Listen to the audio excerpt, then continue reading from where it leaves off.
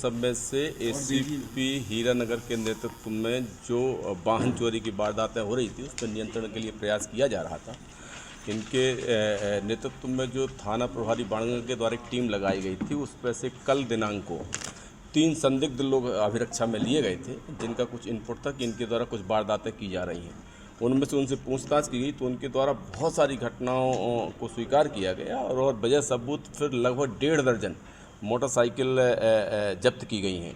उसमें से 8 जो मोटरसाइकिल हैं रॉयल एनफील्ड बुलेट हैं, इसके अलावा सुजुकी एक्सेस और अन्य मोटरसाइकिल्स हैं। जो ये वारदातें हैं वो मूलतः बाणगंगा थाना क्षेत्र, हीरानगर, विजयनगर, लसूड़िया और अन्य जो पड़ोसी ज़िले हैं, यहाँ तक कि भोपाल में भी ये कायमी देखने को मिली हुई है। अभी तक जो पूरी पुष्टि की गई है उन 17 मोटरसाइकिलों में से 8 में से प्राथमिकी दर्ज कर ली गई है और वो लगभग 2024 की प्राथमिकी है और बाकी जो 6 प्राथमिकी हैं वो 2026 की हैं। शेष अन्य की तस्दीक की जा रही है कि किन किन थाना क्षेत्रों में वारदातों को अंजाम दिया गया है जहां पे इसकी FIR दर्ज है। अभी तक देखने में आया है कि इसका जो मास्टरमाइंड है वो पंकज लोधी है, जो ललितपुर यूपी का रहने वाला है, यहाँ पे गौरीनगर में रहता है। इसके जो साथी दारान हैं वो शिवेंद्र और ब्रजेंद्र लोधी हैं। जो शिवेंद्र है वो यहाँ पे भवानी नगर में साबेर रोड में रहता है। इसके अलावा जो ब्रजेंद्र है ये बेसिकली रहने वाला मालथौन सागर का है, जो वर्तमान में गोविंद नगर खाड़चा में रहता है। इनका एक अन्य साथी दारान के बारे में जानकारी लगी हुई है जिसका नाम नरेंद्र उर्फ नीलू है और वो भी लगभग बहुत सारी वारदातों में शामिल है। अभी तक की पूछताछ में लगभग 16 लाख रुपए का मसरूका जब्त किया गया है और 3 आरोपियों को अभिरक्षा में लिया गया है। इनका पुलिस रिमांड लिया गया है और भी बहुत सारी वारदातें खुलने की संभावना है। अभी हमारी जो टीम है पूछताछ पर लगेगी और कोशिश यही है कि जो अन्य घटनाएँ जौनपुरी में घटित हुई हैं उसके बारे में इनसे पूछताछ की जाए।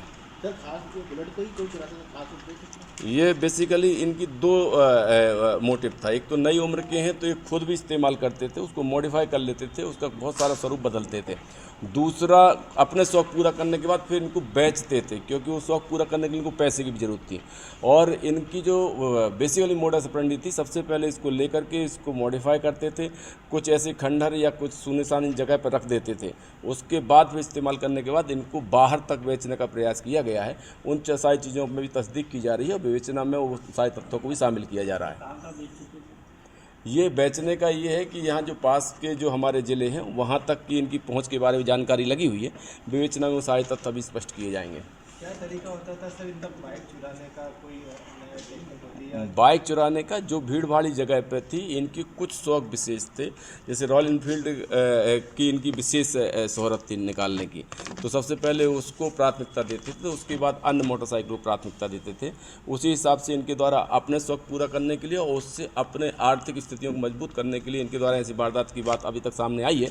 अन्य और कौन से एसोसिएट्स हैं और अन्य कौन से लोगों का सहयोग है, उस सब विषय में हमारी विवेचना जारी है। सर, इसमें यूपी का रहने वाला है, एक सागर इंदौर जिले का रहने वाला है और एक सागर मालथौन का रहने वाला है। जी हाँ, इन दिनों की मुलाकात कैसे हुई और इसके ये बेसिकली रहते यहीं पर है लंबे समय से। ये रहने वाले, एक यूपी ललितपुर का रहने वाला है, एक मालथौन सागर का रहने वाला है, लेकिन लंबे समय से इनके परिजन भी यहीं पर रहते हैं और ये भी यहीं पे हैं। इनकी सारी शोहरत, रहने जीने की स्टाइल इंदौरी ही है और बाकी चूँकि इनका मूल निवास स्थान वहाँ पे, इसलिए इसका ये बताया गया है।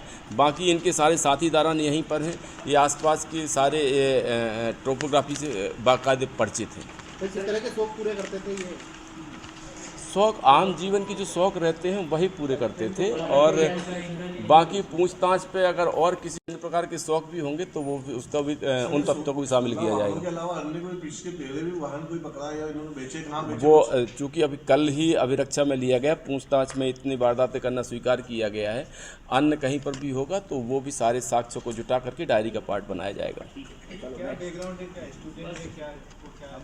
नहीं, नवयुवक हैं, पढ़े लिखे हैं। कुछ गाड़ियाँ जरूर हैं, ये 9 गाड़ियाँ हैं जिनकी हमको FIR नहीं मिल पा रही थी। यदि आप 9 को एक बार वो करेंगे, इंदौर के वाहन है ना, ये है ना वो उसमें। हमसे जुड़े रहने के लिए हमारे YouTube चैनल को सब्सक्राइब करें और नई वीडियो की नोटिफिकेशन के लिए बेल आइकॉन को दबाएं। अगर आप ये वीडियो Facebook पर देख रहे हैं तो लाइक जरूर करें और ज्यादा से ज्यादा शेयर करें। धन्यवाद।